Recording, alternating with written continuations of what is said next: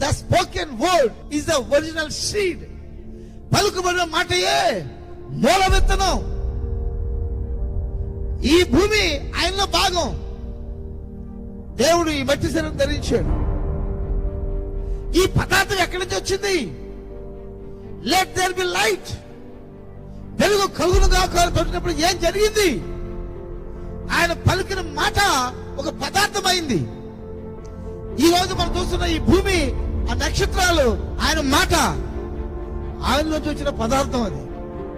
ఆ తర్వాత ఈ యాపిల్స్ పళ్ళు, అరటి పండ్లు, ఈ సకల విత్తనములు ఇవన్నీ కూడా మాయ కాదండి, ఆయన నోటి మాటలకు వచ్చిన విత్తనమై ఉన్నది.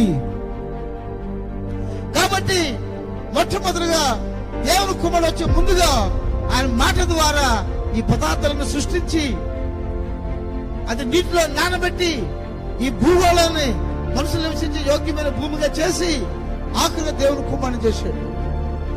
కాబట్టి ఈ భూమి ఆయనలోంచే వచ్చింది. ఈ భూమి మీద పదార్థం అన్నీ ఆయనలోంచే వచ్చాయి. నీవు నేను కూడా ఆయనలోంచే వచ్చాం.